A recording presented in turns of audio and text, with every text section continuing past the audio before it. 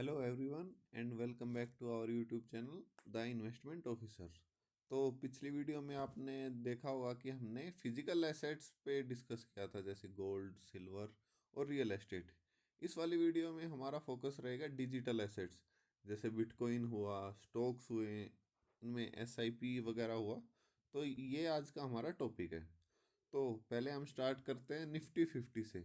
Nifty 50 में actually India की जो टॉप 50 कंपनीज हैं जो शेयर मार्केट में रजिस्टर्ड हैं वो होती हैं। जैसे कि आपने सुना होगा कि एसबीआई इतना बड़ा बैंक है जो कभी डूब नहीं सकता। अंबानी अडानी की कंपनी जितनी बड़ी हो चुकी हैं, तो उसमें ये कंपनी आती है। और निफ्टी 50 को आप लार्ज कैप भी समझ सकते हैं एक तरीके से। ये पोर्शन हम जब एसआईपी में आएंगे तब ये कवर करेंगे।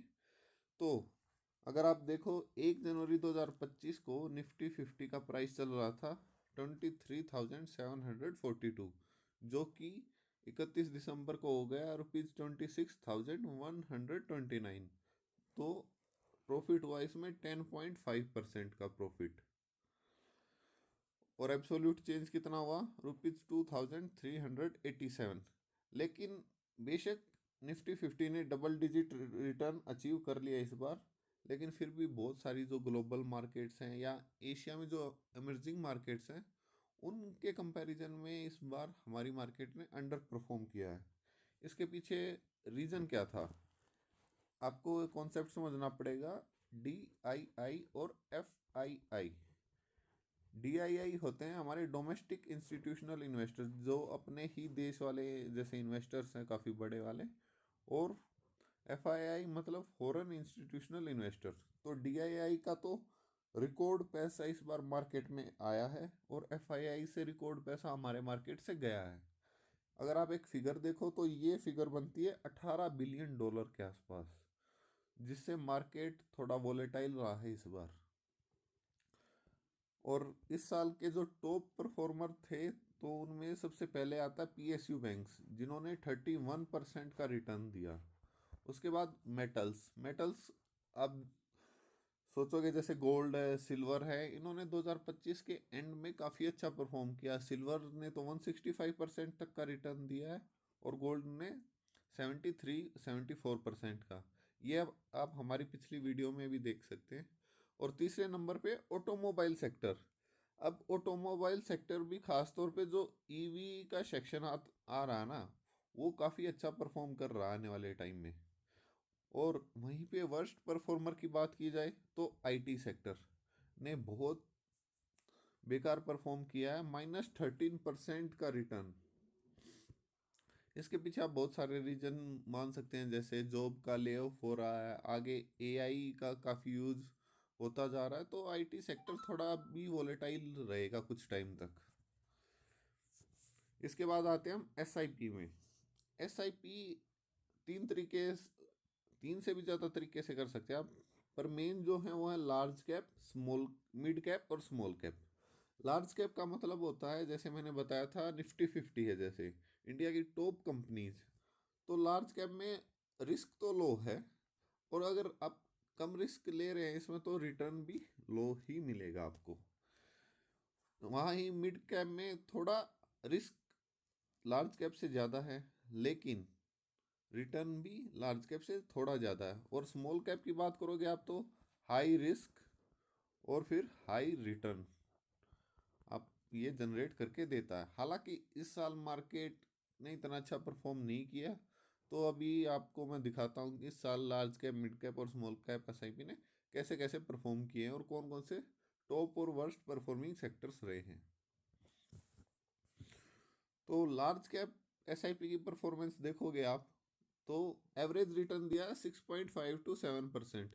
जितना एक बैंक एफडी देती है ना हर साल, उतना तो गिरी हुई मार्केट में लार्ज कैप एसआईपी ने एवरेज रिटर्न दे दिया है। और इसमें टॉप परफॉर्मर रहे ICICI prudential large cap fund. इसने 10.4% का मैसिव रिटर्न दिया है। वहीं पे एसबीआई लार्ज कैप फंड ने 9% का रिटर्न जनरेट किया इस बार।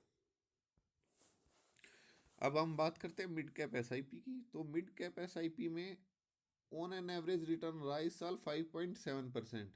हालांकि ये लार्ज कैप से कम है, क्योंकि मिड कैप में रिस्क भी थोड़ा ज़्यादा लार्ज कैप से, और रिटर्न्स भी उसी हिसाब से होते हैं, लो या हाई। गिरी हुई मार्केट में रिटर्न्स कम हो जाते हैं, और जब बुलिश मार्केट होगा तब मिड कैप का रिटर्न आप देखेंगे लार्ज कैप से ज़्यादा ही मिलेगा। तो इसमें टॉप परफॉर्मर कौन रहा? आईसीआईसीआई प्रूडेंशियल का ही मिड कैप फंड, जिसने 10.53% का रिटर्न जनरेट किया है। उसके बाद आते हैं हम स्मॉल कैप एसआईपी में। स्मॉल कैप एसआईपी का अगर आप देखोगे तो ये 5.6% से गिरा है। निफ्टी स्मॉल कैप 100 एसआईपी का जो आप एवरेज रिटर्न देखोगे ना, वो इस बार 5.6% गिरा है।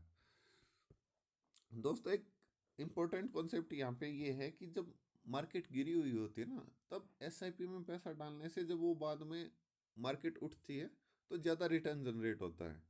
और अगर आप यंग हैं, अभी रिस्क ले सकते हैं, तो आपके लिए स्मॉल और मिड कैप एसआईपी में एसआईपी करना बहुत ज़रूरी है आज के दिन। इसके बाद आते हैं हम हमारे तीसरे सेगमेंट पे, जो कि है क्रिप्टो। आपने अभी पिछले कुछ टाइम्स में क्रिप्टो के बारे में बहुत सुना होगा। क्रिप्टो मार्केट का भी टोटल कैपिटलाइजेशन चल रहा है $2.93 ट्रिलियन। हालांकि ये मार्केट अभी अक्टूबर नवंबर दिसंबर ये लास्ट क्वार्टर में गिरी है। सितंबर में क्रिप्टो मार्केट का कैपिटलाइजेशन पहुंच गया था $4 ट्रिलियन। जितना अपने देश की इकोनॉमी है, उतना क्रिप्टो मार्केट का कैपिटलाइजेशन सितंबर में पहुंच गया था। लेकिन मार्केट गिरने के बाद इसमें से 1 ट्रिलियन वाइप आउट हो गया अभी। ये बहुत ज़्यादा वोलेटाइल है, बहुत ज़्यादा हाई रिस्क इसको आप कैटेगरी में मान सकते हैं। तो इसमें अगर आप इन्वेस्टमेंट कर रहे हैं तो आप अपना सोच समझ के आगे इन्वेस्ट कर सकते हैं। और क्रिप्टो मार्केट में भी सबसे ज़्यादा जो डोमिनेंस रही ना, वो रही बिटकॉइन की। 59% डोमिनेंस है आज के दिन बिटकॉइन की क्रिप्टो मार्केट में। वहीं इथीरियम का शेयर देखेंगे आप, तो इथीरियम 12% मार्केट होल्ड करके रखता है क्रिप्टो में। फिर हम स्टार्ट करते हैं पहले बिटकॉइन से। बिटकॉइन का आप देखोगे 1 जनवरी 2025 को जो वैल्यू थी बिटकॉइन की, वो थी 85,22,968। वहीं 31 दिसंबर को ये वैल्यू रह गई 79,47,489, जिसकी -6.75% रिटर्न होता है।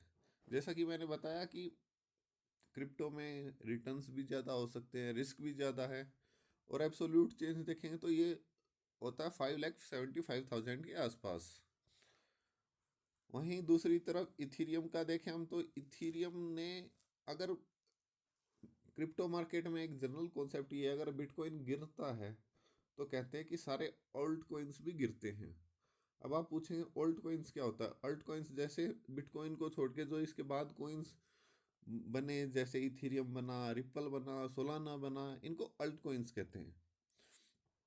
तो 1 जनवरी 2025 को इथेरियम का प्राइस था 3,08,000। वहीं पे 31 दिसंबर को रह गया 2,70,000, जो कि -12.34% का रिटर्न हुआ। इसके बाद इसमें एक कॉन्सेप्ट ये है कि क्रिप्टो मार्केट, आप पिछले कुछ टाइम में देखोगे तो क्रिप्टो मार्केट एक शिफ्ट होता जा रहा है क्रिप्टो मार्केट में। पहले क्या था, लोग मीम कोइंस को ट्रेड करना पसंद करते थे, जैसे डोज कोइन हुआ, पीप हुआ, शिब हुआ। लेकिन अभी मार्केट सेंटिमेंट चेंज हो रहा है। अभी लोग स्पेकुलेटिव मीम कोइन से हटके एआई इंफ्रास्ट्रक्चर और डिसेंट्रलाइज्ड फाइनेंस वाले टोकन्स और उन कोइंस को ज़्यादा प्रीफर कर रहे हैं, क्योंकि ये फंडामेंटली भी स्ट्रॉन्ग होते हैं। जैसे हमारे स्टॉक्स का आप फंडामेंटली एनालाइज कर सकते हैं, ऐसे ही आप इन कोइंस और टोकन्स को भी एनालाइज कर सकते हैं। इसके अलावा मैं एक दो कॉन्सेप्ट और समझाना चाहूँगा आपको। एक कॉन्सेप्ट होता है बॉन्ड्स का। बॉन्ड्स में जनरली फिक्स्ड रिटर्न रहता है, और ये मार्केट में वोलेटाइल नहीं होते हैं। तो इसका ऑन एन एवरेज परसेंट आप 7 से 10% मान के चल सकते हैं। वहीं दूसरी तरफ इन्फ्लेशन, जो कि आपके पैसे को धीरे धीरे उसकी वैल्यू कम करता जाता है। तो अगर आप, जैसे मैंने फिजिकल एसेट समझाए, आपको डिजिटल एसेट समझाए, उनमें किसी में आप इन्वेस्ट नहीं कर पा रहे हैं, तो आपके पैसे की वैल्यू इन्फ्लेशन धीरे धीरे साल पर साल कम करता जाएगा। तो आप सोच समझ के अपना रिस्क जिस हिसाब से आप ले सकते हैं, आपको कम रिस्क लेना है, ज़्यादा रिस्क लेना है, तो उस हिसाब से आप इन्वेस्ट करते रहिए। उम्मीद है आपको ये वीडियो पसंद आई होगी। अगर वीडियो पसंद आई हो तो चैनल को लाइक कीजिएगा, सब्सक्राइब कीजिएगा, और मिलते हैं कल अगली वीडियो के साथ।